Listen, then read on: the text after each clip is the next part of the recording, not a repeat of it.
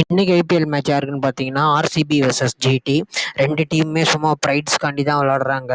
ரெண்டு டீம்லேயும் வந்து ஜிடிக்கு வேணால் ஒரு 10% 15% சான்ஸ் இருக்குது எல்லா மேட்சும் ஜெயிச்சா. ஆனால் ஆர்சிபிக்கு கஷ்டம். ஆர்சிபி வந்து இந்த கேம் வந்து அவங்க ஹோம் கிரவுண்டில் விளாட்றாங்க.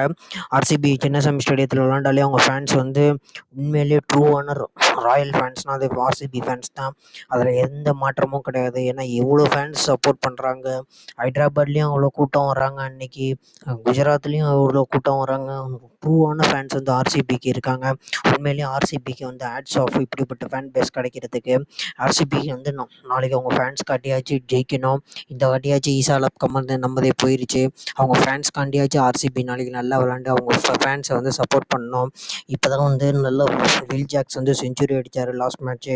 நல்ல ஃபார்முக்கு வந்துட்டார் வில் ஜாக்ஸுக்கு வந்து ஒரு ஹேட்ஸ் ஆஃப்.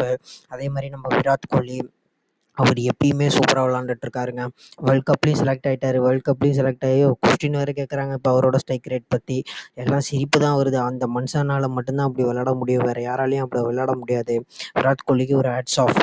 வில் ஜாக்ஸ் வந்து சூப்பரான ஃபைண்ட் ஆர்சிபிக்கு. அவர் அடுத்த வருஷம் ஆக்ஷன்லனா விட்டுறக்கூடாது, பெரிய டீம்ஸ் எல்லாம் எடுத்துரும். அதனால் ஆர்சிபி வந்து விராட் கோலியும் வில் ஜாக்ஸையும் வச்சுக்கிட்டு மற்ற எல்லாத்தையும் விட்டுறலாம். முக்கியமாக இந்த கிளென் மேக்ஸ்வெல்லு, இந்த கேமரான் க்ரீனு, ஜோசப்பு, சாம் கரனு, இந்த முதல்ல சிராஜ், இந்த டாப்லி, யாஸ்டாலு எல்லாத்தையும் விட்டுறலாம். அவங்கலாம் இருக்கிறது வந்து டீமுக்கு ரொம்ப வேஸ்ட்டு.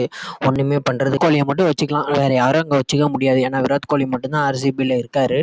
வில் ஜாக்ஸ் வேணால் வச்சுக்கலாம். விராட் கோலி வில் ஜாக்ஸ் தான் அவங்க ரிட்டைன் பண்ணுவாங்கன்னு நினைக்கிறேன். மற்றபடி யாரையும் ஆர்சிபி ரிட்டைன் பண்ணாது. அடுத்த வருஷமாச்சும் ஒரு நல்ல டீமை எடுத்து நல்லா விளாடட்டும் ஆர்சிபி. ஆர்சிபிக்கு நான் வேறு என்ன சொல்கிறதுன்னு தெரில, வேறு எதுவும் சொல்லவும் முடியாது. ஏன்னா ஆர்சிபி டீம் வந்து அப்படிப்பட்ட டீமாக இருக்குது இந்த வாட்டி ஐபிஎல்லில். ஒன்றும் சொல்கிறதுக்கு இல்லைங்க ஆர்சிபி டீமை பற்றி. இதை தான் ஏன்னா நாளைக்கு வேணால் பெங்களூர் ஃபேன்ஸ்காண்டி அவங்க விளாண்டு அவங்களோட கப்பை வந்து இது பண்ணி வச்சுக்கிட்டோம். வேறு எதுவும் சொல்ல முடியாது ஆர்சிபி டீமை பொறுத்தவரையும். நம்மளால் ஆர்சிபி டீமு அவ்வளோதாங்க, எல்லாம் முடிஞ்சு போச்சு அவங்களுக்கு. நம்ம வந்து அடுத்ததாக வந்து ஜிடியை பார்ப்போம். ஜிடியும் அதே கேஸ் தான். ஜிடி வந்து ஒன்றும் பண்ண முடியல. சுப்மன் கில் வந்து புது கேப்டனால் ரொம்ப பேட்டிங்லேயும் ஸ்ட்ரகிள் ஆகுறாரு, கேப்டன்ஷிப்பும் தடுமாறுறாரு. பரவாயில்ல, அவருக்கு ஃபஸ்ட்டு சீசன் தான் இது. பட் ஆனால் என்ன, ஜிடி வந்து எல்லா மேட்சும் ஜெயிச்சா ஒரு அவுட் ரைட் சான்ஸ் இருக்குது, 14 பாயிண்ட்ஸ் வரும். இல்லை எல்லா மேட்சும் ஜெயிச்சே ஆகணும் ஜிடி. ஏன்னா ஜிடி வந்து அந்த நிலமையில இருக்காங்க. இப்போ ஜிடியில் வந்து என்ன சொல்கிறதுன்னு தெரியல. ஜிடிக்கு வந்து எத்தனை மூணுனா இப்போ 4 மேட்ச் ஆடிட்டாங்க. இப்போ 10 மேட்ச் ஆடி 4 மேட்ச் ஜெயிச்சிருக்காங்க. 6 பாயிண்டில் இருக்காங்க, 8 பாயிண்ட் தான். இன்னும் வந்து 4 மேட்ச் தான் இருக்குது. 4 மேட்சுமே ஜெயிச்சாங்கன்னா 8 16 பாயிண்ட் வரும். அப்போ தான் ஜிடிக்கு குவாலிஃபிகேஷன் வரும். ஒரு மேட்ச் ஜெயிச்சா கூட உங்களுக்கு காலி தான். அதுலேருந்து நாளையிலேருந்து ஒரு மேட்ச்சும் வந்து ரொம்ப முக்கியமான மேட்ச்சு. ஏன்னா இன்னும் 4 மேட்ச் ஜெயிச்சா தான் 8 பாயிண்ட் வரும். 8 16 பாயிண்ட் வரும். அதனால் நாளையிலேருந்து எல்லா மேட்சும் முக்கியமான மேட்ச்சு. ஆனால் ஜிடி டீமை பொறுத்தவரையும் பேட்டிங்கும் கிளிக் ஆக மாட்டேங்குது, பவுலிங் சுத்தமாக கிளிக் ஆக மாட்டேங்குது. பேட்டிங் பார்த்திங்கன்னா ஒரு ஆள் மட்டும்தான் அடிக்கிறாரு. சாய் சுதர்ஷன் மட்டும்தான் எல்லா மேட்சும் கன்சிஸ்டண்ட்டாக 50 மேலே அடிக்கிறாரு. லாஸ்ட் மேட்ச் ஷாருக் கான் வந்து நல்லா பெர்ஃபார்ம் பண்ணார் ஜிடிக்கு. அவருக்கு ஒரு ஹேட்ஸ் ஆஃப். ஷாருக் கான் இதே மாதிரி விளாடுங்க, கிடைக்கிற மேட்ச்லாம் சான்ஸை யூட்டிலைஸ் பண்ணிக்கிங்க. அப்போ தான் வந்து உங்களுக்கும் நல்லாயிருக்கும் நெக்ஸ்ட் இயர் ஐபிஎல். அப்புறம் ஓப்பனிங் பார்ட்னர்ஷிப் வந்து 2 பேருமே ஃபெயிலியர் ஆகிறாங்க. சுப்மன் கில்லும் சரி, சுப்மன் கில் ஆச்சும் அடிக்கிறார். வித்திமான் சாகா இந்த சீசன் கம்ப்ளீட்டாக ஃபெயிலியர் அவர். அதனால் வந்து இந்த வாட்டி வந்து ஜிடி வந்து இந்த 8 மேட்சையும் ஜெயிக்கணும். இந்த 4 மேட்சும் ஜெயிச்சு 8 பாயிண்ட் எடுக்கணும்னா கரெக்டான ஸ்ட்ராட்டஜி யூஸ் பண்ணி கரெக்டான பவுலர்ஸ் அங்கே விளாண்டா மட்டும்தான் அவங்களால ஜெயிக்க முடியும். ஏன்னா சாய் கிஷோரையும் அடிச்சிடுறாங்க, ரஷீத் கானையும் அடிச்சிடுறாங்க, நூர் அகமடையும் அடிச்சிடுறாங்க. எனக்கு என்ன ஒரு டவுட்னா, ஏன் ஜான்சனை விளாட வைக்க மாட்டேங்கிறாங்க? ஸ்பென்சர் ஜான்சன் அவரும் ஒரு நல்ல பவுலர் தான். நூர் அகமடுக்காண்டி அவரால் விளாட முடியலன்னு நினைக்கிறேன். நாளைக்கு நூர் அகமடை ட்ராப் பண்ணிடலாம். ஏன்னா பெங்களூரில் தான் நடக்குது, சின்ன கிரவுண்டு. அவரை ட்ராப் பண்ணிட்டு ஸ்பென்சர் ஜான்சனை விளாட வைக்கலாம். ஜான்சன் வச்சு கொஞ்சம் பவுலிங் பேஸ் போடுவார். இல்லை அவருக்காச்சும் நாளைக்கு நல்லா எடுக்கும் விக்கெட்டில். என்ன பண்ண போகிறாங்கன்னு தெரியல. நாளைக்கு குஜராத் டைட்டன்ஸோட 11 வந்து எப்படி இருக்க போகுதுன்னு தெரியல.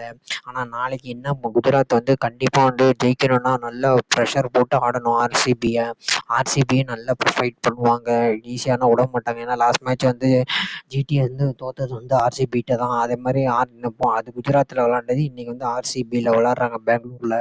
க்ரௌடு சப்போர்ட் வந்து ஆர்சிபிக்கு நிறையா இருக்கும். அதனால் சுப்மன் கில் வந்து நல்ல ஒரு ஸ்ட்ராட்டஜி எடுத்துகிட்டு வந்தால் தான் அவரால் குவாலிஃபைட் ஆக முடியும். இன்னமேட்டு வர ஒரு மேட்ச்சும் வந்து ஜிடிக்கு வந்து வாழ்வா சாவா பிரச்சனை தான். ஆனால் ரொம்ப கஷ்டம். நாளைக்கு வந்து ஜிடி வந்து சமாளிக்குமா என்னங்கிறது வந்து தெரியாது. ஆனால் ஜிடி விளாட்றத பார்த்தா ரொம்ப தான் கஷ்டம் தான் நினைக்கிறேன். ஓப்பனிங் பேட்ஸ்மேன் கிளிக் ஆகணும், பவுலர்ஸ் முதல்ல விக்கெட் எடுக்கணும், வில் ஜாக்சனா மறுபடியும் விக்கெட் எடுக்கணும். என்ன பண்ண போகிறாங்கன்னு தெரியல. ஜிடி வந்து நல்ல டீமாக இருக்குது, பட் ஆனால் பவுலிங் ஓரளவுக்கு நல்லா இருக்குது, பேட்டிங் சுத்தம் நல்லா இல்லை. நாளைக்கு எது வேணால் நடக்கலாம். ஜிடிக்கு என்ன நடக்க போகுதுன்னு தெரியல. என்னோட ப்ரெடிக்ஷன் படி நாளைக்கு ஆர்சிபி தான் வின் பண்ணணும்னு நினைக்கிறேன். ஜிடி அவ்வளோதான், இந்த வருஷம் ஐபிஎல்ல முடிஞ்சு போச்சு. அவருக்கு வந்து முகமது ஷமி இல்லை, அவர் ரொம்ப பெரிய லாஸு ஜிடிக்கு. முகமது ஷமி இல்லாதது தான் பெரிய லாஸு. அவர் சுப்மன் கில் வந்து தெரியுது, ஓப்பனிங் பவுலர் போட ஆளும் இல்லை. ஷமியாச்சும் வந்து சர்க்கு நல்லா ஏற்றுவார், ஜிக்குன்னு ஏற்றுவார். அது வந்து ரொம்ப ஃபீல் ஆகுது. ஷமி இல்லாதது வந்து ஒரு குறை நல்லா தெரியுது. ஜிடிக்கு ரொம்ப மிஸ் பண்ணுறாங்க. மற்ற யாருமே வந்து சப்போர்ட் பண்ண மாட்டேங்கிறாங்க. ரஷீத் கானும் இந்த இன்ஜுரியிலேருந்து வந்ததுலேருந்து இந்த சீசன் வந்து சரியாக பவுலிங் போடல. சொல்கிற மாதிரி விக்கெட்ஸ் எதுவும் எடுக்கலை ரஷீத் கானும். அதனால் வந்து ஜிடிக்கு வந்து நாளைக்கு வந்து பெரிய கேமு, இம்பார்ட்டண்ட்டான கேம் ஜிடிக்கு. ஜிடி நல்லா விளாண்டே ஆகணும். ஜிடி விட்டாங்கன்னா முடிஞ்சு போச்சு. அதையும் தான் நான் ஏற்கனவே சொல்லிகிட்டு இருக்கேன். ஜிடி வந்து மஸ்ட் வின் கேம் நாளைக்கு. நாளைக்கு தான் தெரியும் ஜிடி இந்த காம்படிஷனில் இருக்குமா இல்லை தூக்குமான்ட்டு. ஏன்னா வர எல்லா மேட்ச்சும் ரொம்ப முக்கியமான மேட்ச்சு, ரொம்ப சீரியஸான மேட்ச்சு. நல்லா விளாடணும் ஜிடி. என்ன பண்ண போகிறாங்கன்னு தெரியல. ஜிடியே பார்ப்போம் நாளைக்கு. என்னோட ப்ரெடிக்ஷன் படி நாளைக்கு வந்து 70% நான் ஆர்சிபிக்கு கொடுப்பேன், 30% தான் ஜிடிக்கு கொடுப்பேன். ஏன்னா ஜிடியில் பேட்டிங் கிடையாது. ஒரே ஒரு சாய் சுதர்ஷன் மட்டும்தான் அடிக்கிறாரு, வேறு யாரும் அடிக்க மாட்டேங்கிறாங்க. அதனால் என்னோட ப்ரெடிக்ஷன் படி நாளைக்கு நான் வந்து ஆர்சிபி தான் வின் பண்ணணும்னு சொல்கிறேன். அதில் எந்த மாற்றமும் இருக்காது. நாளைக்கு ஆர்சிபி தான் அவுட்ரைட் சான்ஸாக வின் பண்ணுவாங்க, அதில் எந்த மாற்றமும் இருக்காது.